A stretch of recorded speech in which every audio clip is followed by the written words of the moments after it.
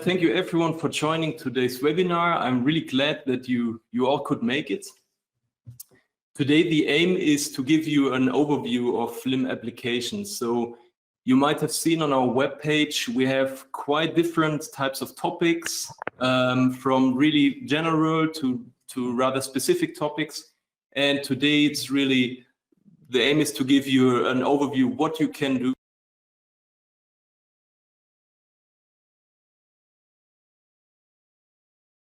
I hope you can hear me. I was just muted. Guillaume, can you hear me? Yeah, you're good. You're good. Sorry. Oh, super. No worries. You're good. Okay. You're good. Thank you. Go on. So yes. So today the aim is to give you an overview what fluorescence lifetime imaging can bring you, and there will be more dedicated webinars into specific topics later. And super. And as Guillaume said, so don't hesitate to ask questions. Guillaume will always look at the chat, and I will try to have the chat window as well in my eyes so that I can react immediately. Okay, so let's start. We're just a quick word on PicoQuant. PicoQuant is a company in Berlin. It's a bit at the side of the city center. It's in the southeast. It's called Technology Park Adlershof, close to the synchrotron ring. And all the company is basically in one building. So production, development, sales, and so on, everything is here. And we also have our application facility here. So if you want to have a demo on our instruments, it's possible. Just contact us. So this is where we're at today. Guillaume and me are sitting here in this building. And now let's start. Fluorescence lifetime imaging. What does it tell us? What does it bring us? And first of all, how does it look like? So here's one picture of a lifetime image. So what you can see is really this rich detail in color, not only in spatial, but also in the color dimension. And what is here, the fact is that this was taken in one spectral channel. So all the color does not come from the spectral part, but from the lifetime part. So there's a lot of detail hidden here, which you can appreciate. So this just gives you an idea how useful it can be. So to start off, let me give you one quick application example how useful FLIM is. And this is in cells. Here's plant cells. You typically have a lot of endogenous fluorescence. And now sometimes this can be bad, because if you have a specific protein which you want to label, you will not only see the labeled protein, but you will also see the background. And so in this example, we have Arabidopsis root cells transfected with pin2 GFP. And when we take a confocal image in one channel, this is what we see. And now we don't know what is signal, what is background. And here's what FLIM can help us. So if we look at the FLIM image, this is what we see. And I hope you can already see there's two very specific and separatable contributions.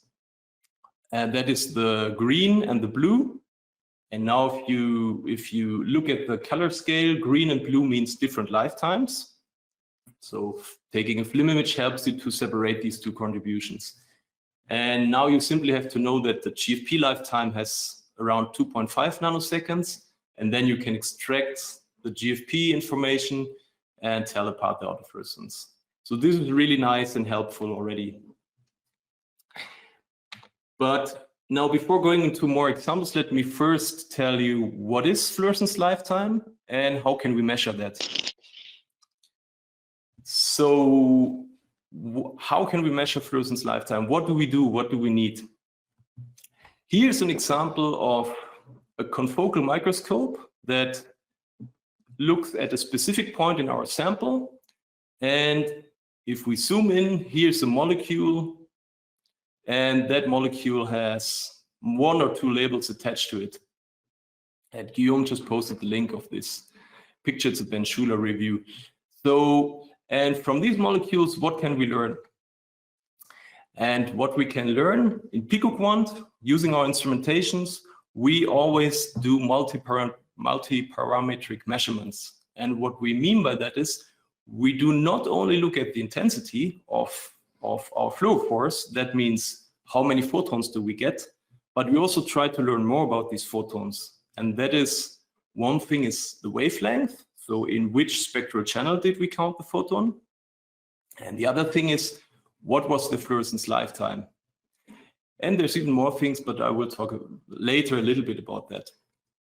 So the lifetime, how can we measure that and what is it? So the fluorescence lifetime is an intrinsic property of each fluorophore. And each fluorophore, upon being excited with a photon from light source, takes a certain time until it gives the photon away again. And this lifetime, which the time it keeps the photon, this is very characteristic of each fluorophore. And this is a very determining and intrinsic property of each fluorophore. And this is why we're interested in this, and this is why we measure it. And the way we measure is we use a very precise stopwatch, and we click start when the light source activates, and we click stop when we receive the photon in the detector. And the time in between, that is the lifetime of our fluorophore. Okay, this is how we measure it. And now one more word, how do we store the data? And this is again a characteristic thing of PicoQuant. We have a file format where each recorded photon is stored in a very complete manner. So that means you can always go back to the file and see when did I receive how many photons, and you can look at each photon individually. Each photon is stored individually in our file format. We call this time-tagged, time-resolved single photon detection. And we don't need to go into the details, but this is just what the TTTR format contains. And it contains the time between each laser pulse and the receipt of a photon. This is the small time. It's typically a nanosecond scale time. It also contains the time from the start of the experiment until the receipt of the photon. This is the large time. That's why it has a big T. And it has some more data, like in which spectral channel did I receive the photon, and in which point of my image did I, of course, measure the photon. So that means in our file, we really see each individual photon stored with all this data. And what we can do with this is either using the small times and adding them up, and then we immediately get a histogram that shows us the lifetime distribution of our sample. Or we can use the big time, and this will give us an idea about the intensity over time. And this can be further processed to do photon correlation, for example, which we will not touch today, but there are other webinars about this. And of course, you have the FLIM images. Okay, so this is how we store the data. And now this is how we analyze the FLIM data. So what we see here is a FLIM image again. And what is displayed is just in each pixel the average arrival time of all photons. And immediately we can already see the different contributions, and you can already see the contrast building up. And so, of course, the advantage of this it is completely fit-free. You don't need to fit anything, but it also has some disadvantages. Let me explain you. So, for example, let's look now at the two extrema in our spectrum. So let's look at the blue and the red. And I think we're all convinced these are two different contributions. It's one species with a short lifetime and the other with a long lifetime. But now let's look in between, in the green. What is this? Is it a third contribution, or is it a mix of these two? So in order to answer this, what we're doing is we fit the data. So we do a multi-exponential fit. In this case, it was enough to do a fit with these two components, the long and the short. And this tells us, okay, this is now a mixture of these two contributions. And the fit also tells us the number or the individual contribution of these two. So how many of the blue and how many of the red are inside our green area. Okay, I see there's a question already. Please pass on this question at the end of the seminar. Could you please explain how autofluorescence was separated from GFP fluorescence in that image of a plant? In my plants, GFP has a bi-exponential decay, which means that I need at least 3 components to fit the overall decay. 2 for GFP and 1 for autofluorescence. Very good question. I hope I can answer you the question already in one of the following slides. But I will get back to your question at the end, okay? Thank you. Okay, so this is how we fit the data. And now let's move on to the first example. So what can FLIM, Fluorescence Lifetime, be used for? First example is for environmental sensing. So what I told you in the beginning is each fluorophore has a characteristic fluorescence lifetime. And so this lifetime depends on the fluorophore, but it also depends on the environment of the fluorophore. So for example, in this example, if in the fluorophore environment there are a lot of ions, the ions can quench the fluorescence, and that means the fluorescence the fluorescence lifetime is shortened. The fluorophore can get rid of its photon faster. And so this is what is looked at here. It is a saliva reservoir in cockroaches, and there are additional reservoirs which are not of interest, but it's the central saliva reservoir. And the experiment the group was doing was they were looking at a physiological chloride concentration, and they were looking at a reduced chloride concentration. And what they saw is in the saliva, they saw an effect on the fluorescence lifetime. The fluorescence lifetime was, in fact, longer because there's less quenchers, so the lifetime is increased. And this is what they expected. So upon reduction of concentration, the lifetime is increased because you have less quencher here, so the lifetime is longer. So this is one example how FLIM can be helpful to sense the environment of the fluorophores. There will be a webinar by my colleague Maria this week or next week. I'm not sure about it. I think next week. And she will tell you many more of these examples of how FLIM can sense the environment of a fluorophore. Okay, and now let me move on to the question that was just posed. How can I discriminate autofluorescence from my signal? So and the question was already really nice. So what you typically have in cells is really complicated behavior of your fluorophores. So here's a cell line where you can see a nuclear stain and an actin stain or microtubule stain, I'm not sure at the moment, and an additional stain in green. And if you look at the individual lifetimes of these stains, you can already see that they are much, much more complicated than a single exponential. A single exponential would be a straight line in your diagram, and the multi-exponential has this curve. And if you, for example, look at the blue line, many exponentials are needed to fit this.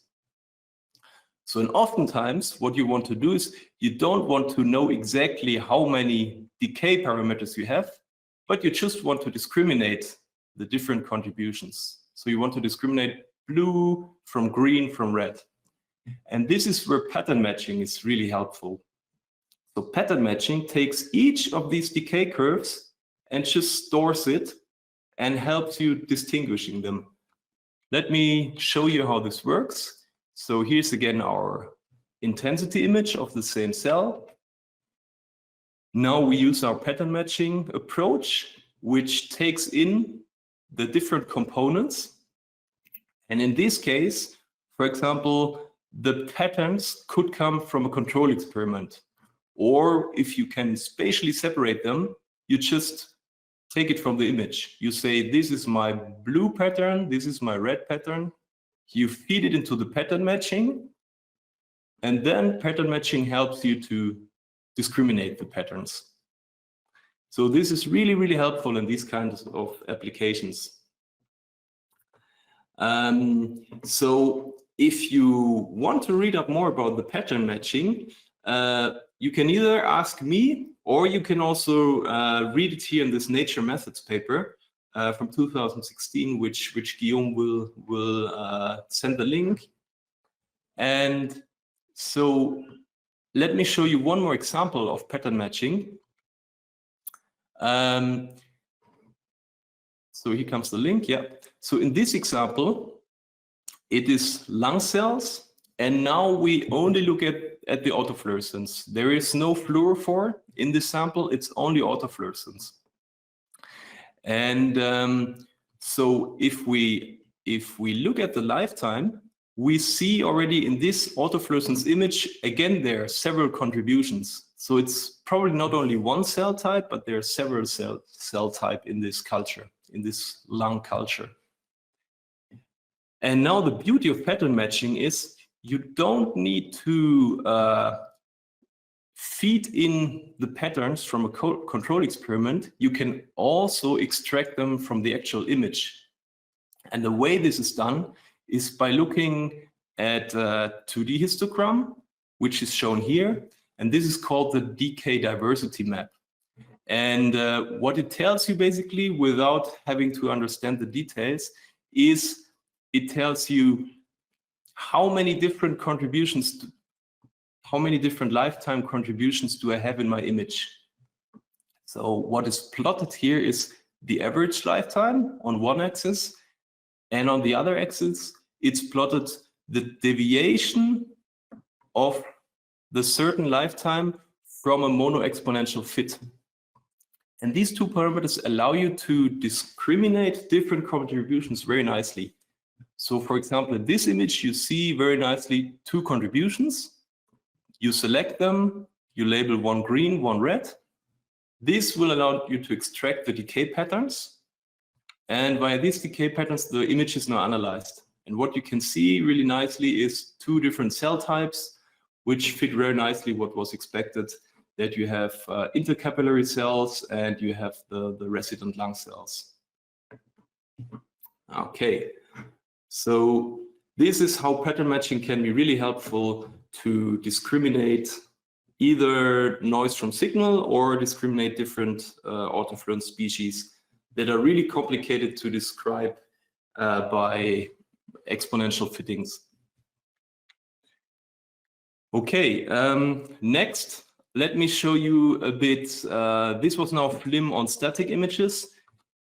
In the next slide, let me show you rapid FLIM or video rate FLIM of fast processes. So what we will see here is a study done on a membrane reporter that can sense membrane tension. And this membrane tension can be influenced by osmolar stress or osmolar conditions. So that means increasing or reducing the salt concentration where the cells are in. And let me show you a video of this. So first of all, we see the cells here in the flow chamber, and the group has now changed the salt conditions on a scale of 30 seconds. And then we immediately see changes in the fluorescence lifetime. So let me show you the movie. Black is isoosmolar concentration, red is hyperosmolar, and green is hypoosmolar. And what you can really see is the lifetime changes very fast. And so the membrane tension adapts really fast in response to the change in salt concentration. So this is a really nice reporter where you can live monitor the fluorescence lifetime and thereby the membrane tension. So this is how dynamic information can be obtained from FLIM images. So you don't need to wait very long to take a FLIM image. You can do it really fast, up to 5 frames per second or even faster. There's one thing that you need to be careful of when you do rapid FLIM, and this is when you do rapid FLIM, you have to work with a very high signal, because for each image in your 5 frames per second movie, you will have to have a really good statistics so that you can do this FLIM analysis really well.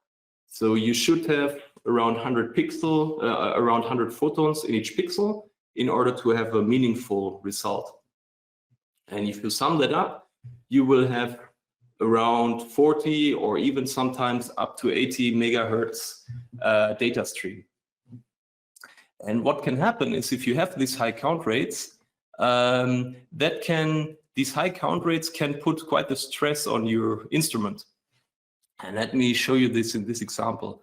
So this is an image obtained at a relatively low photon flux. So what we measure here is how many photons per laser pulse did I obtain. In this example, I have less than 1 photon per laser pulse. And now in the below example, I have more than 1 photons per laser pulse, even up to 2. And what you can see is it's thread efficiency, but basically your lifetime changes. And this change is artificial. And so what I told you in the beginning is PicoQuant, of course, has now a way to compensate this artifact. Let me show this here. So this is our rapid FLIM correction. In both cases, you will see the same lifetime contribution. And the way we're doing is we said we don't want to discard any photons here. Since I told you in the beginning, our data format really keeps the information of each individual photon. So what we did is we tried to understand where this artifact comes from, and we have developed an algorithm that can describe this artifact. And so in our new system software, this algorithm is already included. It's an additional fit routine, which takes no additional parameter. So you don't have to worry about any parameters. You just select the rapid FLIM fit model and you get the good results. So this is really nice. At the moment, there's no publication I can show you because it's patent pending. But if you want to know more, just contact us and we will give you more details on that. Okay, so this is about what I wanted to tell you about fast FLIM. So let me move on. What else is there? What you can do with FLIM?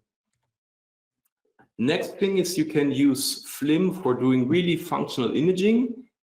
And one of this is FRET. So first the resonance energy transfer, which allows you to study conformational changes on a protein level or even protein interactions.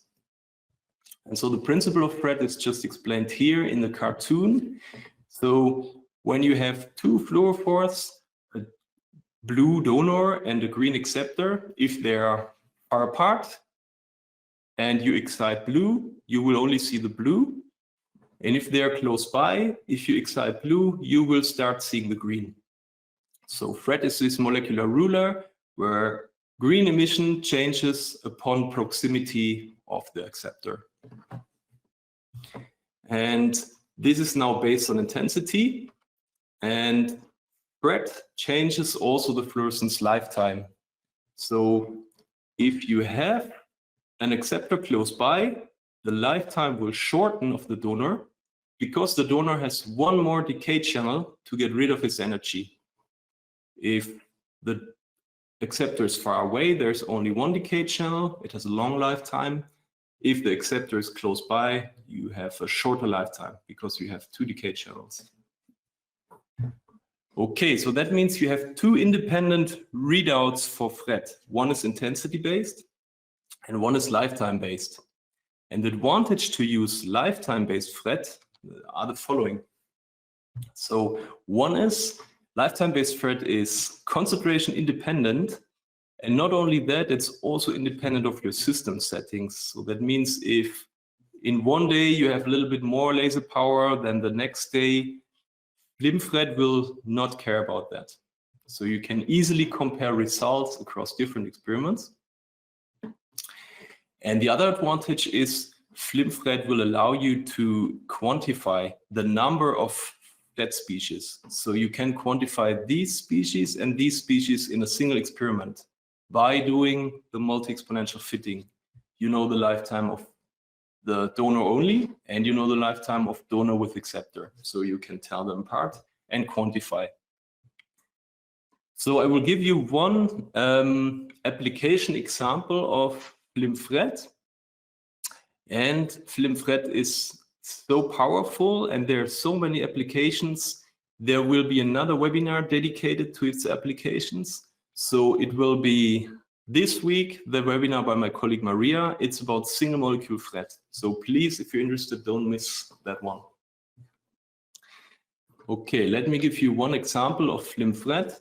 This is a study in plant cells, and they were looking at this multicellular plant root. And what they wanted to do is they wanted to understand the activity of certain transcription factors. And they wanted to, especially they wanted to understand in which cells these are active and in which not. So they wanted to localize the activity. And so they expressed these two transcription factors. It's JKD YFP and SCR RFP.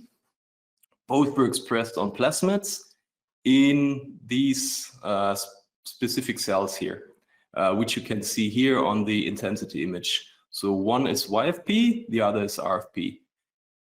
What you can already see is, since they were expressed in plasmids, their expression level varied quite drastically. Now, but this was not what they're interested in. They were interested in how good do these two bind. And so they used FRET. And this is now the lifetime heat map of the two channels. And of the donor channel. And what you can see is, although the expression level varied really drastically, the resulting FRET efficiency was quite stable. And you can see it even better in the quantification. So you can see here a constitutively high activity in these cells here, EN. It's in blue, so where the lifetime is shortest, and a low activity in these outer cells where the lifetime is highest, so the red ones. So this tells you that, first of all, they were able to localize the activity of the transcription factors. And the second was the results they obtained were really very stable because they used FLIM FRET. So they did not have to take care of highly different expression levels of their reporters. Okay, so as I said, if you want to know more about FLIM FRET, please also have a look at Maria's webinar. She will go in many more of these applications, also for allowing you to study single molecules using FRET. So doing structural biology and looking at structural properties. Okay, so let me wrap up a little bit what I've told you. So how can FLIM be helpful? So first of all, I've touched a little bit upon it, but I didn't go into the details. So FLIM really allows you to do single molecule studies. And one example would be single molecule FRET. Another example would be fluorescence correlation spectroscopy combined with lifetime. So these tools are really very helpful to do single molecule studies. Then we have the FLIM FRET on the cellular level that I've just given you an example. That allows you to look at molecular distances and molecular interactions. And then FLIM allows you to do environmental sensing, so to study the environment of your fluorophores. And let me give you a bit another summary of the advantages of FLIM. So first advantage is, provided you have a microscope that is capable of doing FLIM, and that basically means you need a pulsed laser source, you need accounting electronics and a suitable detector, then your workflow is very similar to that you have on a normal confocal microscope. And what you get is you get this additional contrast. And the results are very, very robust. It also allows you to discriminate several labels, which I've showed you in this example, using pattern matching, for example. Also, it allows you to be really quantitative. So this is the example I've showed you with FLIMFRET. And yeah, and I've showed you the example where you can use where you can remove the autofluorescence in your sample. Okay, and now how can you do FLIM? What do you need? Sorry, there's one more thing I wanted to tell you before going into that. In the beginning, I've showed you this slide about the multi-parametric measurements. And so far, we've talked about the lifetime. And there's even one more entity, one more parameter, which we can extract from our data. And this is the polarization. And this I will just very briefly show to you what this could be used for. And first, let me explain you what that is. So polarization measurements are done in the following way. Our pulse lasers always excite with a defined polarization axis, and you have the option you always have the option in our instrumentation to resolve the emission polarization. So to study the orientation of the emitted photon. And so typically what you have is, if you have a fixed fluorophore, then what you excite with is also the polarization that you will emit. So there will be no change in the polarization axis, as you see here. But now you can have several conditions where the polarization can change. And one is called homofret. This is if you have a neighboring, the same species, the same protein as a neighbor, then you will have a similar thing than fret. This is called homofret. So this will transfer its energy to this. For example, this could be a GFP, this could be a GFP, and this will change your polarization, and you can measure the change. Or you could also have rotation during your lifetime. So that could be that the fluorophore has rotated a little bit, and this causes the change in polarization. So these things you can measure, and what you can do with that is you can study several things. So for example, using homofret, you can study protein polymerization. So you will have more homofret if you have a cluster. So this would be one application. And the other one is you could look at membrane organization. So there you would look at the diffusion characteristics. How fast does the fluorophore change during your lifetime? And this would tell you about the order of your membrane. So for example, in this GUVs and giant unilaminar vesicles, you have different membrane orders. So a low order domain and a high order domain, for example. And you can use it also for, of course, for single molecule studies where you learn about the fluorophore of each individual molecule. So this is what you can have on top to the lifetime data. You can also measure the polarization. Now, how you can do that? You can do that with our upgrade kits, for example. So we do offer LSM upgrade kits for all these confocal instruments. So if you have, for example, a Nikon or an Olympus or Zeiss or even a Scientifica multiphoton system, then you can just get our LSM upgrade kits. And also we have our own confocals. This is then the single molecule dedicated microtime 200, which there's also another webinar about. So this is These upgrade kits will allow you to do FLIM. And now here I'm showing you what they consist of. So provided you have a recent confocal from Nikon or Olympus Scientifica Zeiss, what you then get from us is you get pulsed lasers. So either you have a multiphoton laser, a TISAF, or you get our pulsed laser heads. And so this allows you to excite in a pulsed way. And then you also need to detect in a pulsed way to measure the lifetime. And so you can have our detectors in a single or dual or multi-channel unit. And then in addition, you also need the counting electronics, so the stopwatch. So this is also what you get from us. And then, of course, there's the system software. Okay, this is what we offer. This is the benefits of our products. So we're available for most of the recent confocals. So if you decided for one of them, you can just contact us and get a FLIM upgrade. And the advantage of PicoQuant is you not only do FLIM, you can also have access to advanced technologies for functional imaging. And this would be, for example, FLIM-FRET or fluorescence correlation spectroscopy or anisotropy.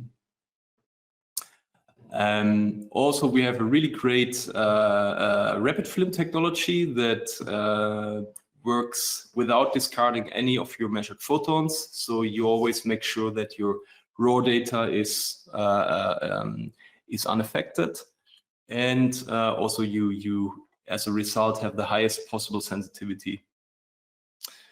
And of course, there is the experience in PicoQuant. We have more than 20 years experience in these applications, and we have great support. Okay, there's a question. Could you tell a few words how big are the files, intensity plus FLIM versus intensity only? What is the file structure and file format? Okay, so FLIM files are bigger. They could, I mean, especially the rapid FLIM files, they can build up. And the reason is that really you have a table and each photon event, so each photo detection event has a separate entry. So, and this of course is a very complete way of storing the data, but of course it also generates a lot of data. But typically this is not an issue. We have really very efficient routines. So analyzing that data goes really well. So if you have, for example, 200, 300, 400 megabytes of data or even higher, the analysis goes really well. And the advantage really is that you don't bin the data on the raw data level. So you don't lose any information about each individual photon event. So this is the big advantage. I hope that answers the question. So what is more that I wanted to tell you? This is already, thank you. Okay, it answers, thank you. So this is what I wanted to tell you about FLIM and about our products. And now if you want to know more, there are a few resources that I wanted to share with you. One is on our web. We have a bibliography where you can check all the recent publications that were generated using our hardware. So this is always a very nice resource. Then we have a LinkedIn page where you can learn about recent, very nice publications from our customers that we found worthy to highlight.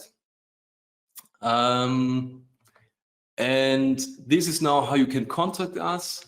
Either you can come to one of our distributors. We have a worldwide net of distributors. So PicoQuant is in Berlin, but we have distributors in China and in Japan and in India and in North America and so on. So either you come and talk to one of our distributors, or of course you never should hesitate to contact us directly at info@PicoQuant. There you can write an email to our sales team. So this is our sales team. So yes, please don't hesitate to contact us. And then that's it, what I wanted to tell you. Thank you for listening. Thank you for joining the webinar.